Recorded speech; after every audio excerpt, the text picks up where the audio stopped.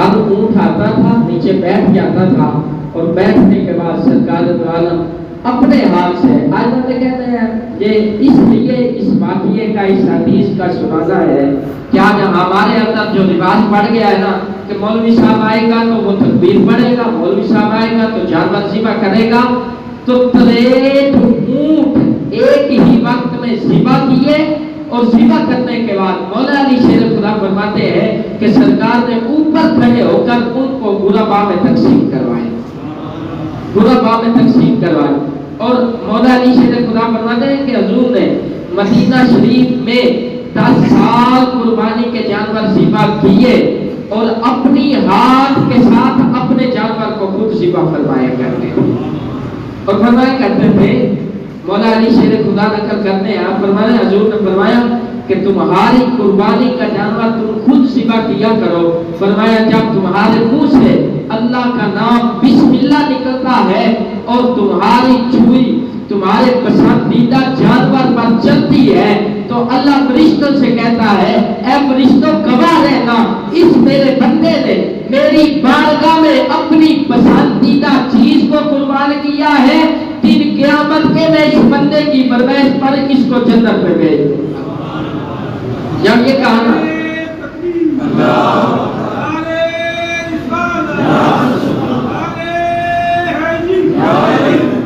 فرمایا کہ تم میرے گواہ رہنا فرشتوں کہ جب یہ میرا بندہ آئے گا تو میں اسے بھی اسی طرح اس کی فرمائش پر جس طرح اس نے اپنا پسندیدہ جانور ذبح کیا، فرمایا کہ میں اسی طرح اس کو اس کی فرمائش کے مطابق جنت میں مقام عطا کرواؤں گا۔ اب دوسری حدیث روایت میں آتا ہے کہ مولا علی شیر خدا کرم اللہ وجہ کریم آپ حضور کے بعد آپ بھی 2 قربانیاں کیا کرتے تھے۔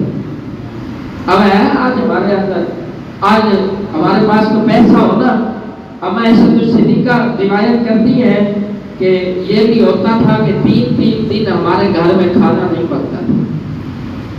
کتنے دن؟ 3 دن۔ ہماری حالت ذات یہ ہے کہ ہمارے پیسے پڑے ہیں بینکوں میں، وہ جی حضرت صاحب ہمارے اوپر قرضہ ہے، وہ جی حضرت صاحب ہم تنگ ہیں، وہ کیا تو اتنا تنگ ہے کہ تجھے روٹی نہیں ملتی، تو شام کو کھانا کھا کے نہیں سوتا، اگر سوتا ہے تو پھر تجھے ماننا پڑے گا کہ تو اگر وہ رب تجھے 3 وقت کا کھانا عطا کر رہا ہے تو یہ سوچ کہ اس کی کتنی عطا ہے تیرے اوپر، وہ کتنا مہربان ہے تیرے اوپر۔ فرمایا کہ مولا علی شیر خدا کرم اللہ وجہ کرے آپ سرکار کے بعد 2 قربانیاں کیا کرتے تھے۔ آپ کی بارگاہ میں کسی نے عرض کی کہ یا امیر المومنین یہ کیا وجہ ہے کہ آپ 2 قربانیاں کرتے ہیں، ایک کیا کریں؟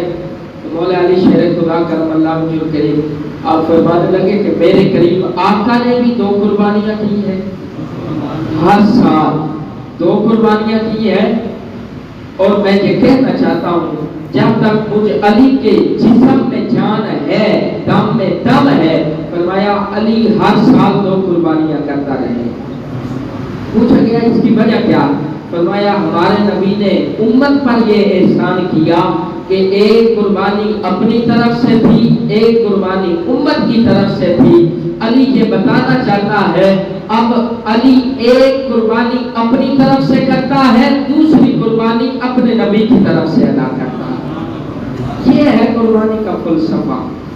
تو پھر دوسرا نمبر قربانی کے جو جانور ہیں ان کی شرائط ہے، کیونکہ گفتگو کا ٹائم مکمل ہو رہا ہے، ان کی شرائط یہ ہے کہ جب ہم جانور ذبح کر لیتے ہیں، یہ قربانی کے جانور کو عام روٹین میں کوئی زیورات پہنا دیے جاتے ہیں، پاؤں میں بھی پہنا دیے جاتے ہیں، گلے میں گانی وغیرہ رسی سنگلی ہم کو فرمائشی طور پر پہنا تو دیتے ہیں، مگر ہم نے اس چیز کا شریعت سے نہیں پوچھا۔ حضور کی حدیث سے اور شریعت میں یہ مسئلہ ہے کہ جو جانور کے گلے میں رسی ہے وہ تم اپنے ذاتی استعمال میں نہیں لا سکتے۔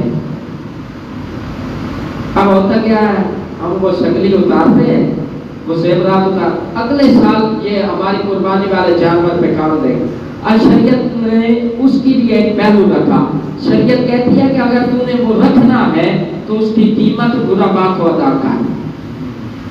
जितनी उसकी कीमत है, सगली की है, जेवर की है, वो तुम गुरबा में तकसीम कर दो, उसके बाद उसको अपने इस्तेमाल में ले आओ। अब जो खाल है, इसका भी यही है कि जो जानवर की खाल है, एक और भी है, अगर तो आप मुसल्ला बनाना चाहते हैं तो बना सकते हैं, जानवर की खाल का मुसल्ला बनाना चाहते हैं बना लें, मगर उसका भी तरीका यही होगा कि उसकी कीमत आप गुरबा को अदा करेंगे। और फिर पहला सरकार दो आलम ने फरमाया कि कुर्बानी के जानवर के गोश्त के 3 हिस्से करो। कितने? 3 हिस्से करो। अब 3 हिस्से किस सूरत में करेंगे कि हड्डियां अलहदा कर देंगे और जो अच्छा गोश्त होगा वो अलहदा कर देंगे, जो चर्बी वाला होगा वो अलहदा कर देंगे, हड्डियां हम गुरबा में तकसीम कर देंगे, जो चर्बी होगी वो हम रिश्तेदारों को दे देंगे, और जो अच्छा गोश्त होगा वो हम फ्रिज में जनाब वाला सेव कर देंगे, कोई दूसरा ना तो मुहर्रम तक तो चलेगा। इस तरह तकसीम नहीं कर रहा। सरकार द्वारा ने फरमाया कि जो तुम अपने लिए पसंद करो वो ही अपने मुसलमान भाई के लिए पसंद करो। अब उसके 3 हिस्से इस तरह करने हैं कि गोश्त सारा मुकम्मल। आज तो होता है कि हम जनाब वाला एक चीज इधर रख ली तो एक इधर रख ली तो जनाब बस हो गया नहीं, अदा हो गया, ये नहीं हुआ। सुन्नत मुस्तफा ये है कि तुम पूरे जानवर के, मसलन बकरा है, छतरा है, उसके 3 हिस्से बना लो। पहला हिस्सा तुम्हारे रिश्तेदारों का है, दूसरा हिस्सा गुरबा का और पड़ोस वालों का है, और तीसरा हिस्सा तुम्हारा अपना है। अब ये ना हो कि 3 हिस्से किए हैं, जानवर का वजन था 15 किलो, तो इस तरह करें ना, जो गुरबा वाला है वो 2 किलो कर दे, रिश्तेदारों वाला 3 किलो कर दे, 10 किलो अपने पास महफूज कर दे। तो इस तरह शरीयत इजाजत नहीं देती। शरीयत कहती है 15 है तो उसे 5-5 किलो में तकसीम करो, उसे 5-5 किलो में तकसीम करो। अब यही मामला जो बड़ा जानवर है उसमें हमारे अंदर गलत फहमी पाई जाती है। अब बड़े जानवर के ऊपर 7 बंदे होते हैं। कितने?